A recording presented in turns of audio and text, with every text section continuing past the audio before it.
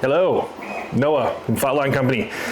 Just giving a quick update video on kind of a bit more behind the scenes of what we're doing here. Obviously it's just me in the video today, but I figured while I'm making some orders for you lovely people out there, that I would talk through what our game plan is for the company right now and where we kind of see the next couple months look like, and kind of like keeping you guys in the loop.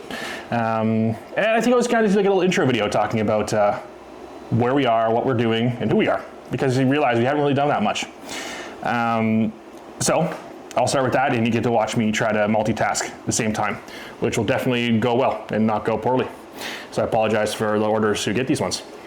Well, I might as well talk about what I'm working on here first. Is just some of the tapes. I'll be building them, just pretty straightforward. And I figured it gives you guys a little bit more of an understanding of what you're paying for. You know, why we're asking for your support, and what you're going to get and what that process looks like on our end. So I'll start with who I am. Obviously, Noah. I've been a paramedic in Ontario, Canada for 5 years. So I started May 2020 during right into the middle of COVID, or beginning of COVID really. And that was obviously a tough beginning to our career as a paramedic. It goes without saying. And over those 5 years, I've learned that I'm an exceptionally lazy person, and will find the easiest way to do things. And that is not always a bad thing. I've changed the way I make that joke now. I call myself an efficient person, and I think our products right now speak to that nature, in that I will find the easiest way to do something, even if it requires like 150% more energy up front, if it makes doing the task later even just 10% easier, which is the goal for all our products. And if you guys have been here from the very beginning, you'll know that we started off with the original MedicMate, and just kind of show where we're at now with that product. A lot of the changes over the time, especially based off your guys' feedback, which we love. Shout out to the medics in Malaysia who kindly let us know that PLA in high humidity jungles do not mix well, which made us switch to the ASA filament. So that was a massive change for us, and it took a lot of work for us to change our printers to the Q1 Pros, the QD or QD, whatever you want to call it, Pros, which have the heated enclosure for the ASA. It might be a bit of like, I don't know what the saying is. I'm terrible at sayings. The baseball one, behind the scenes, too much behind the scenes for a lot of people. But I think there's an interest, because I find it interesting, so maybe you do too. Originally we were working with PLA Plus, which we loved working with. It's very easy to work with. Prints really well on a lot of standard printers. We were printing on Bamboo P1Ss and Neptune Pro 3s for our TPU. But when we made the switch to ASA, good Lord, that was a hard transition for us, and it required a lot of finagling, well, for lack of better words, to figure out layer adhesion and lack of the delamination problems we were getting. But now that we've made that switch over, we're really confident with this. It'll UV resistant, the higher temp resistance, so haven't heard anything back from the guy in Malaysia, so you let us know if you're still getting the sloppiness on some of the syringe holders. But the real major changes are just some design changes. We've made the holder on the combi tip a little closer in, so it's less of a pull point to break off. Our clips on the side now have an IV line clip holder plus alcohol swabs or tegaderms. And then the back clamp now has a little extra doodad, so it's a little easier to grab. So we got some feedback from some people that on the larger IV poles, it was kind of hard to finagle and grab it. So it just gives you something to hold on to there. Also, if you're just finding this video for the first time, we make tools for first responders if it's not apparent. So the side slot now, that's a soft TPU that can hold health cards.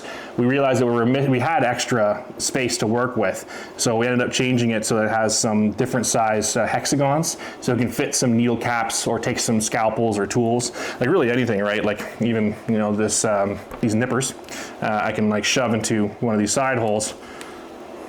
Keeps it handy. I don't know why you'd be using nippers at work, but more for forceps or for even pens. I've done it at work.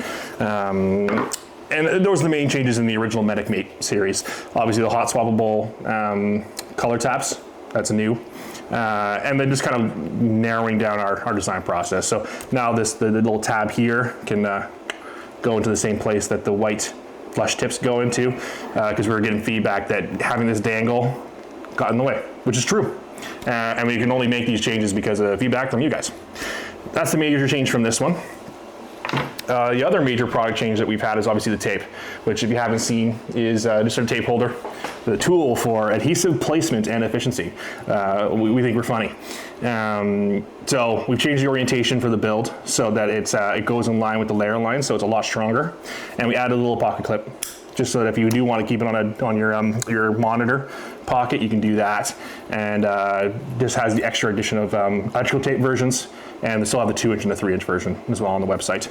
We're mulling over how we implement these designs into online, buying STLs, and we haven't really figured out what our game plan is, because we're worried about quality control problems.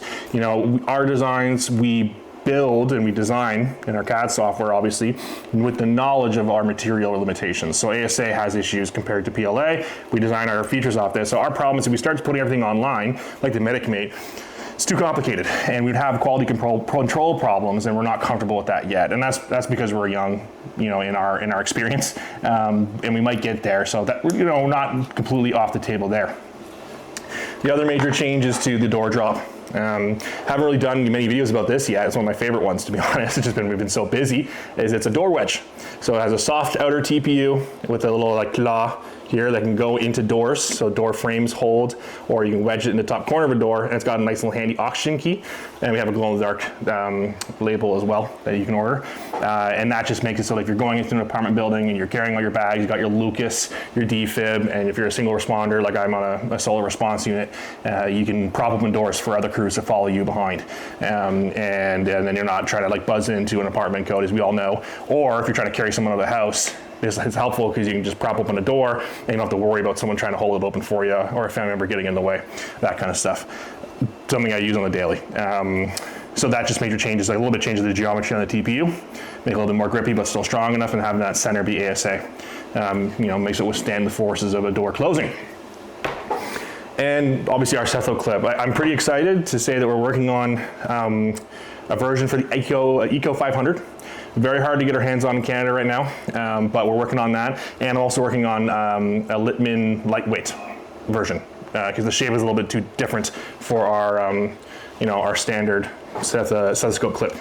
So should be tentatively a month, probably, hopefully earlier than that, at least for the lightweight and then the Eco 500, because we realize that part of the problem is we want to make it so that the screen doesn't get touched.